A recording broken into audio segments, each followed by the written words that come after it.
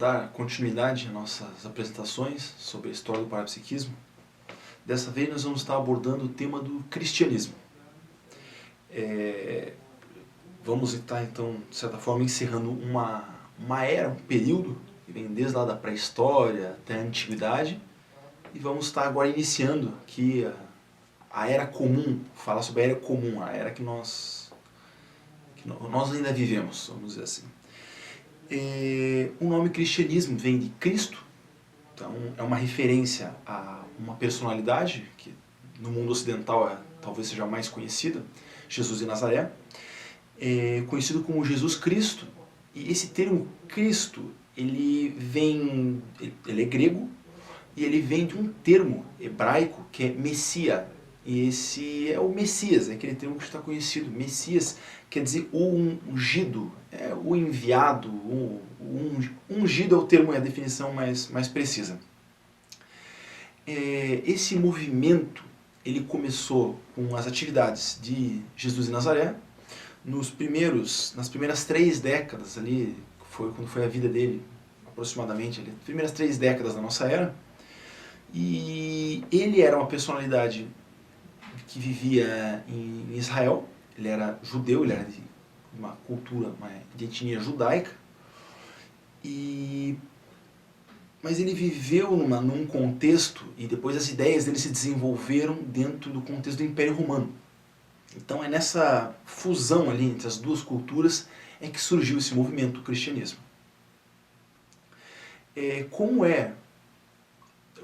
Nós vamos estar tratando aqui do maior mito da cultura ocidental. É uma personalidade que quando a gente trata dela, as pessoas ficam até ofendidas, algumas incomodadas, porque se desenvolveu no Ocidente a noção de que a religião das outras pessoas não se critica. Religião não se discute. E essa noção ela é questionada já por vários pensadores, vários filósofos, e inclusive tem um deles que tem um argumento muito interessante com relação a isso, que o nome dele é Sam Harris, que ele escreveu A Morte da Fé. Sam Harris diz o seguinte, diz que a fé de uma pessoa pauta e justifica as atitudes dela. Então ele diz que a fé gera atitudes. E nesse sentido, se você quer mudar as atitudes da pessoa, você tem que questionar a fé dela, não tem como. O exemplo que ele usa no livro dele é o seguinte: se você acreditar seriamente que vai chover à tarde, a hora que você sair de casa, você vai levar um guarda-chuva junto. Então, tem tanta coisa errada que acontece no mundo que a justificativa que a pessoa dá para ela mesma é a fé religiosa. Então isso tudo tem que ser criticado e analisado com muito critério para discernir aí o que é besteira e até que ponto crenças e artigos de fé e dogmas justificam comportamentos imaturos. Esse contexto onde surgiu o cristianismo, ele é o contexto ali do Oriente Médio, ali da região onde fica Israel hoje, posterior à revolta dos Macabeus, que fica ali, que foi no 2º século antes da nossa era. E com essa revolta dos Macabeus, os judeus eles retomaram a autonomia política deles, e a partir desse momento ali, entre 130 e o ano 60, mais ou menos antes da nossa era, um intervalo ali de aproximadamente uns 70 anos, nesse período se constituiu uma organização política que era dividida basicamente em 3 grandes grupos judaicos. O primeiro eram os saduceus. Os saduceus era o grupo mais progressista, era o grupo que tinha maior influência da cultura greco-romana, e era o grupo que controlava e administrava o templo de Jerusalém. O segundo grande grupo era o grupo dos fariseus. Os fariseus eram os mais ortodoxos, eles queriam conservar mais a cultura judaica, e agora eles desempenhavam atividades, eles que cuidavam do culto popular. Então os rabis, os educadores, os professores eram todos ligados ao movimento farisaico. E tinha os essênios, que era um movimento menor, era um movimento de base iniciática, em que as pessoas, para se tornar essênias, elas tinham que passar por iniciações, voto de segredo, toda aquela mesma estrutura das outras associações e instituições iniciáticas que a gente falou nos outros vídeos. Então esses eram os 3 maiores movimentos da época. E Jesus de Nazaré, ele se projetou como um profeta hebraico, dando foco na questão do fim do mundo, do fim dos tempos, né? Do fim dos tempos, que era uma crença, inclusive, que os fariseus eles propagavam. E ele era um profeta, que chama de profeta messiânico, ou profeta apocalíptico, acho que é o termo mais correto, profeta apocalíptico, porque ele justamente falava sobre o fim do mundo.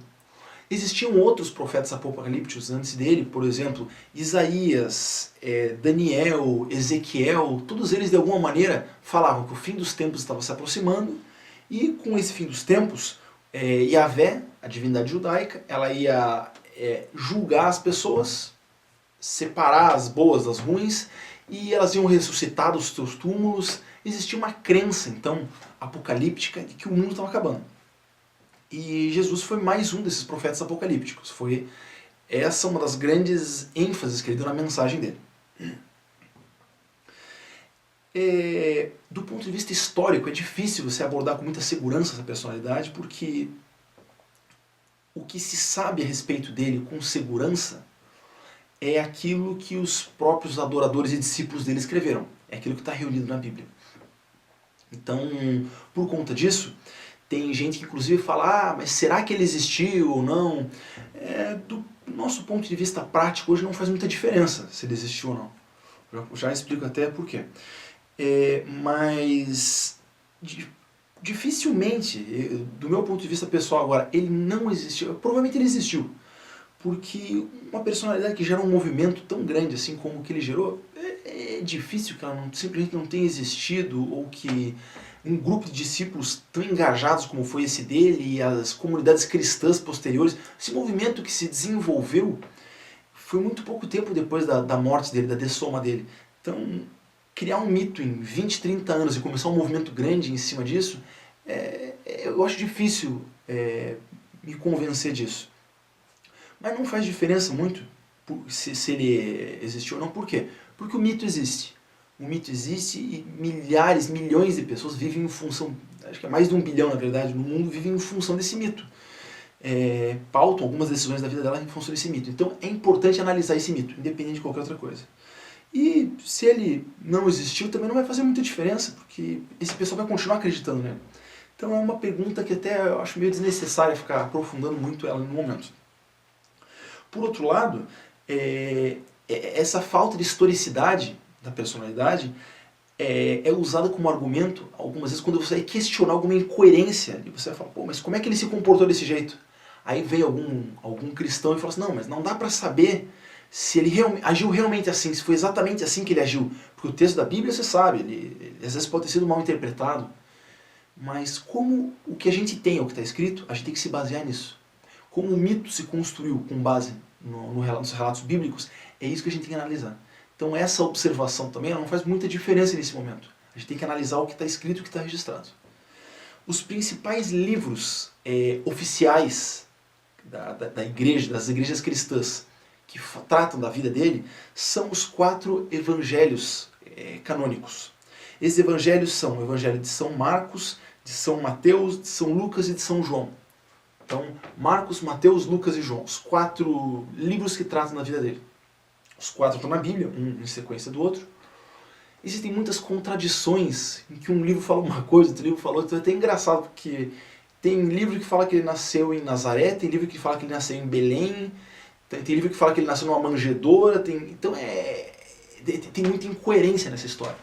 Então, pautar a vida numa história incoerente é até temerário, até preocupante. Mas não é essa a grande discussão no momento agora. A formação intelectual dessa personalidade, como ele começou a pensar daquele jeito, é difícil de se levantar. Porque no texto bíblico, a história dele é contada até os 12 anos, a infância dele. Dos 12 aos 30 não se fala absolutamente nada. E daí dos 30 aos 33, que foi a vida pública dele, é o que se tem relato com mais detalhe. Dos 12 aos 30, não tem relato. Qualquer coisa que se fale é especulação. Do meu ponto de vista, eu acho que ele deveria estar estudando em algum lugar.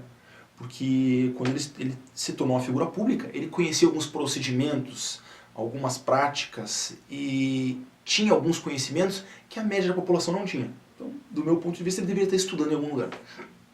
Mas as duas bases que constituíram o pensamento dele, primeiro, o pensamento dos fariseus, porque os fariseus eles falavam da relação com consciências, falavam do fim dos tempos, falavam inclusive de você querer bem o próximo, isso a gente chama de amor, do fraternismo. Eles falavam, de certa forma, alguns textos farisaicos falavam disso, então uma parte do pensamento dele se consegue rastrear como de base farisaica.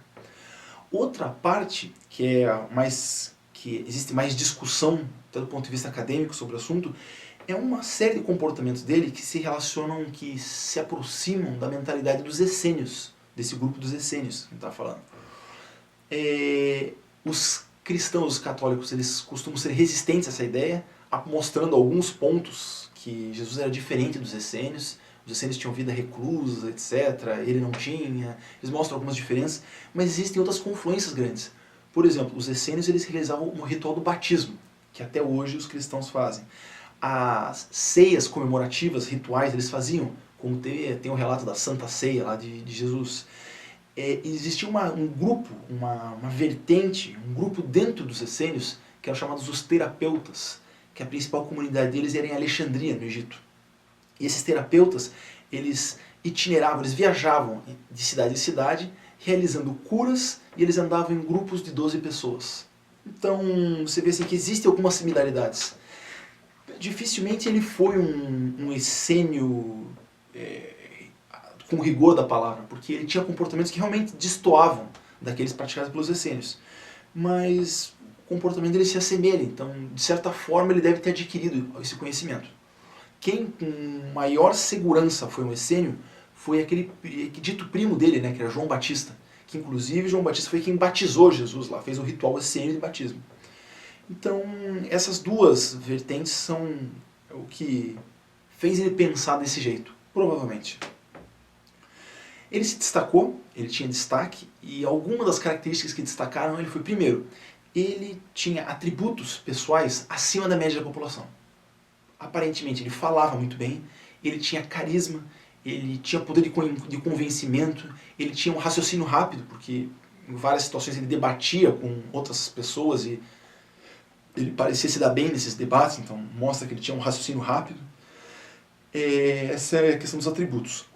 Ele realizou muitas curas, ele viajava de cidade em cidade realizando curas, e ele realizou aparentemente diversos fenômenos parapsíquicos. Isso chamou muita atenção para a personalidade dele. Existiam multidões de pessoas, segundo os relatos, né, que iam atrás dele para ser curadas, que pediam para ser curadas. E isso lembra muito esses sensitivos e médiums que fazem cura, que teve aqui no século XX até atualmente, como por exemplo José Arigó, João de Abadiânia, essa turma aí que tem aqui no Brasil. Então se assemelha muito essa característica da cura, algumas curas até impressionantes que relatam lá nos livros, nos textos bíblicos. Então se isso foi verdade, ele era um grande sensitivo e um energoterapeuta, vamos dizer assim, um energoterapeuta. Ele fazia imposição de mão e curava os necessitados. Ele falava da igualdade, ele defendia a igualdade, e isso é um discurso que sempre é muito atraente, principalmente para a parcela menos favorecida da população. Quando se fala em igualdade, você traz essas pessoas para o teu lado. E, no último aspecto, ele criou ao redor dele uma imagem para se colocar na posição de Messias. Por quê? Já faziam 600 anos que os judeus vinham esperando o Messias, que seria quem ia salvar eles, ia libertar eles da opressão dos outros povos, etc. E eles vinham esperando esse Messias. E Jesus de Nazaré, ele procurou, de certa forma, se colocar nessa posição para convencer as pessoas que ele era o Messias. Eu não vou ter tempo de aprofundar muito nessa afirmação, mas existem indícios claros no texto bíblico que apontam nesse sentido. Mas, por outro lado, apesar das habilidades dele, ele tinha imaturidades. E isso aí, os cristãos atuais procuram não ver, ou distorcer, ou fingir que não aconteceu. Mas, por exemplo, ele passou por situações na vida dele que ele passou por rompantes emocionais. Hoje na Conscienciologia a gente estuda, por exemplo, a figura do ser desperto. Que o desperto, na escala evolutiva, ele é a figura intermediária, é os 50% da escala evolutiva. E o desperto, ele já é uma consciência que ele não sofre assédio, ele não sofre interferência energética, extrafísica, parapsíquica de outras consciências, tanto vivos quanto mortos. E alguns dos rompantes que ele teve são característicos, são típicos de personalidades que ainda sofrem assédio. Então, aparentemente, ele não, nessa época, ele não era uma personalidade que a gente chama de desperto. Então ele não estava na metade da escala evolutiva. Estava em algum lugar antes disso. Por exemplo, o momento que ele passa por uma figueira, uma árvore de figos, e ela não tem figos, e ele amaldiçoa a árvore, e fica bravo, e o relato é que a árvore secou depois disso. E pelo que consta ali no livro que você começa a estudar, parece que não era nenhuma época do ano em que tinha figo. Então é um comportamento tanto quanto imaturo. Chegar numa árvore que não é época dela dar fruto, ela não tem fruto e você amaldiçoa ela e qualquer coisa, imaturo. Tem a outra situação que ele entrou no templo com chicote e derrubou tudo. Ele teve um surto. Ele teve um surto, isso aí não é característico de consciências muito avançadas. E o mais característico disso, que eu falei, de que ele não era um desperto, foi o período que ele precisou passar 40 dias no deserto para se livrar da tentação de Satanás lá. Então, se ele fosse um desperto, ele não ia precisar desses 40 dias. Um desperto, ele não sofre essa influência. Se ele teve que se esconder no deserto para superar a tentação, é porque ele não dominava isso ainda. Se ele não dominava, ele não era um desperto. E também tem outras características mais até grosseiras dele. Por exemplo, ele fez muita autopromoção. Ele dizia lá, eu sou o caminho, a verdade e a vida. Ninguém vai ao Pai senão por mim. Se alguém fala isso hoje pra mim, eu acho que pra vocês que estão assistindo aí, vocês iam achar que essa pessoa estava fazendo uma autopromoção complicada, né? Então, ele reivindicava uma autoridade muito grande, ele queria impor a sua autoridade para os outros, ele criou uma mentalidade sectária, assim, quem não está comigo está contra mim, aquela história toda que também não é positivo. Mas uma coisa engraçada é que ele dizia que o fim dos tempos estava chegando. E ele dizia que alguns dos apóstolos deles ainda estariam vivos quando o fim do mundo chegasse. E 2000 anos depois não chegou, então se ele era uma consciência próxima do nível de perfeição, se ele fosse um filho de Deus ou qualquer outra coisa do tipo, ele deveria saber que o fim do mundo não estava chegando. Então, é bem questionável isso. Não quer dizer que ele não teve também coisas boas. O auge da maturidade dele em vida ali, no texto bíblico, é o Sermão da Montanha. É um sermão bonito, palavras assim, maduras. Então ele fala em você dar outra face, fala para você fazer para o outro o que você quer que seja feito para você. Então são palavras maduras, né, de alguém que está amadurecendo. Falava da caridade, de ajudar o próximo, também é maduro. E assim, o grande conceito pelo qual ele é conhecido é o que chamamos de princípio da reciprocidade, que é não faça ao outro aquilo que você não gostaria que fosse feito para você. É realmente uma regra muito avançada, madura. Até hoje, a maioria da população tem dificuldade em praticar isso, dificuldade grande. Então mostra que ele tinha uma visão muito avançada para a época. Ele era avançado. Isso tem que ser colocado dentro de um critério, mostrando as imaturidades e as qualidades, mas ele era avançado para a época, em comparação com a média. Mas não foi ele que criou esse conceito. Confúcio, 400 anos antes dele, já falava do mesmo princípio da reciprocidade. Então, foi uma pessoa acima da média, com atributos, com imaturidades, mas é preciso analisá-lo de maneira crítica, de maneira fria e ponderada. Um dos motivos pelos quais ele provavelmente não foi relatado por historiadores da época é porque os historiadores não deram importância para ele. Ele era visto como uma pessoa, era um carpinteiro que andava com pescadores da Galileia, não davam-se muita importância para ele. Então, não foi alguém digno de nota na época. Depois, os discípulos dele começaram a espalhar as ideias dele, começaram a defender as ideias dele e aquilo tomou corpo. Mas durante a vida dele ele não foi alguém que chamasse a atenção, por exemplo, de um historiador para que ele fosse digno de registro. Mas com a morte dele, aquela história lá de que ele foi julgado por Pôncio Pilatos, aí o sumo sacerdote se envolveu, etc., acabou sendo condenado e foi crucificado. E isso acontecendo, o relato conta que ele se manifestou, ele apareceu para os discípulos dele materializado depois. Isso não quer dizer que ele ressuscitou da morte, não quer dizer que ele não prova nada que ele seja filho de Deus ou qualquer outra coisa do tipo, porque existem vários outros relatos. Se for pegar, por exemplo, Ernesto Bosano, aquele pesquisador italiano, ele tem livros que ele só coloca lá relatos de materializações, de fenômenos físicos no momento da morte. Se for pegar, por exemplo, Camille Flammarion também tem livros sobre fenômenos no momento da morte. Se for pegar, existem vários livros de relatos que estudam casos desse tipo.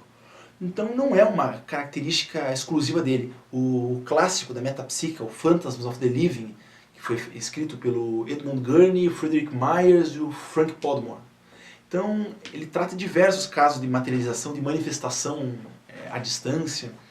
E isso não quer dizer que algum deles seja um ser superior, ou filho de Deus, ou parte da trindade, divina, por conta disso. Mas se aconteceu o fenômeno, ele se materializou. E ele falou para os apóstolos dele espalharem a palavra dele pelo mundo. Eles começaram a divulgar, começaram a cada um ir para um lado, divulgar essas ideias, e o conceito que foi se criando com relação a ele é o seguinte: achava-se enquanto ele era vivo que ele era o Messias, mas a noção de Messias para os judeus da época era um Messias libertador, guerreiro, que ia reunir um exército e ia expulsar Roma de Israel. A hora que ele morreu foi um anticlímax, deu um balde de água fria nas pessoas que acreditavam nisso. E para não perder o fascínio que algumas pessoas estavam tendo pelo mito dele, se mudou a abordagem desse termo Messias. Eles falam, olha, ele não era um Messias guerreiro, ele era um Messias salvador, ele veio salvar a humanidade. E começou essa ideia de que ele era um salvador, e que com o tempo começou a se constituir aquela noção de que ele morreu para salvar os pecados das pessoas, libertar os pecados. Uma noção totalmente improdutiva, vamos dizer assim, e inútil, não tem muita inteligência. Uma divindade colocar o filho dela vivo aqui para morrer, para livrar os outros do pecado. Com que objetivo isso? É uma situação meio estranha, então é um argumento que nunca foi muito bem explicado por uma pessoa que pensa de maneira mais crítica. O que aconteceu também? Com a crucificação de Jesus de Nazaré, ele era o grande mito, a grande referência, ele era o modelo de vida dos cristãos, dos seguidores dele. A questão de você morrer sofrendo em função da defesa dessa fé passou a ser algo admirável. Então o martírio, a martirização começou a ser algo valorizado, admirável. Morrer em nome da fé começou a se tornar o auge da boa ação, das boas ações. Morrer em nome da fé cristã. Então a martirização, que é algo patológico, algo imaturo, começou a ser valorizado por conta da criação do mito. Até hoje tem cristãos aí que vêm falar do fim do mundo. Então, primeiro, Jesus falou que alguns discípulos dele ainda iam ver o fim do mundo. Não viram. Depois começou a falar que o ano 500 ia acabar o mundo. Praticamente acabou, porque quando o Império Romano entrou em colapso, quase como se o mundo tivesse acabado, né? Mas, do jeito que ele falava, não acabou. Daí, os cristãos da época falaram, não acaba no ano 500, acaba no ano 1000. Passaram para o ano 1000. Depois, não, o ano 2000, passou para o ano 2000. Não acabou de novo. E a cada 10, 15 anos surge uma nova história de fim do mundo. A última agora foi o tal do 2012. Essa noção do fim do mundo vem lá desde Jesus. Ele que começou essa brincadeira de falar que o mundo estava acabando. Na verdade, tinha outros antes, como eu já falei, né? Isaías, Daniel, Ezequiel, mas ele é o maior representante dessa ideia. E uma outra coisa negativa que aconteceu é que os filósofos da época, que eram aqueles que a gente já comentou, os estoicos, os os pirronistas, os peripatéticos, aquela turma greco-romana, a maioria dos filósofos eles eram melhores que os cristãos em termos de intelectualidade, de argumentação, de aplicação da lógica e da razão. E para impor o cristianismo, os cristãos começaram a defender que a fé, que a crença, ela era superior à razão. Então eles começaram a defender a fé, a razão começou a perder força, e acabou-se ali no início do cristianismo, até algo que se propagou pela Idade Média, existindo uma certa forma de culto à ignorância. Que o importante não é você saber, o importante é você ter fé, você acreditar. Não adianta você ficar pensando muito, porque o cristianismo é um artigo de fé. Então isso tudo acabou tendo uma consequência catastrófica para a construção do conhecimento humano, que levaram-se séculos para consertar isso. No início, os cristãos eles faziam parte do Império Romano, eles estavam ali vivendo dentro do Império Romano. E a cultura romana ela estimulava que as pessoas fizessem oferendas para as divindades greco-romanas lá. Então era Júpiter, Netuno, Marte, as divindades romanas. E os cristãos, por uma questão de fé deles, não faziam essas oferendas. Então quando aconteceu uma catástrofe, alguma coisa negativa, alguma intempérie, algum fenômeno atmosférico mais grave, o que os romanos diziam? Isso tudo é culpa daqueles cristãos lá, porque eles não estão fazendo as oferendas devidas. E aí por 300 anos ali houveram algumas perseguições a cristãos, algumas situações eles foram jogados lá para os leões, etc. Teve algumas situações bem tristes mesmo, bem assim, complicadas. Mas como eles já tinham essa noção de que o martírio era algo positivo, eles iam convictos de que estavam assim se purificando com aquele comportamento. Mas todo mundo que na história, pelo menos os grandes grupos que se colocaram em posição de vítima, quando tiveram o poder nas mãos, inverteram o jogo da força e se colocaram na posição de algoz. É um mecanismo que a gente chama de mecanismo vítima-algoz. Então os cristãos, por 250, mais de 2 séculos, foram vitimizados pelo Império Romano. Quando, no início do 4º século, eles ganharam autonomia e começaram, ao longo do 4º século, eles começaram a ganhar muita força política. Eles começaram a fazer com os outros aquilo que foi feito com eles. Então eles saíram da posição de vítima e foram para a posição de algoz, se justificando pela vitimização que eles passaram nos séculos anteriores. Quer dizer, algo totalmente justificável. E o duro desse mecanismo vítima e algoz é que sempre quem está prejudicando, ele tem como justificativa o malefício que ele recebeu há um tempo atrás. E isso se perpetua. É um ciclo que, enquanto alguém não abre mão, e esse alguém tem que ser quem tem o poder na época, até o momento em que quem tem o poder não use o poder para retalhar, esse mecanismo se perpetua. Então, por muitos séculos depois, o cristianismo usou dessa prerrogativa de ter o poder para vitimizar os outros, ele foi o algoz, mas isso já está dentro de um próximo vídeo que a gente vai gravar, que vai ser sobre o catolicismo. Então, acredito que daqui a umas 3 gravações a gente faça aí esse do catolicismo, que vai ser a continuação de como esse grupo pequeno, criado ao redor de uma personalidade carismática, que foi Jesus de Nazaré, como se tornou a religião predominante aí no mundo ocidental e uma das grandes religiões do mundo. Então, acho que por esse vídeo é o suficiente, acho que tá bom. Espero ter contribuído aí com as pesquisas do pessoal que está assistindo. Até uma próxima oportunidade.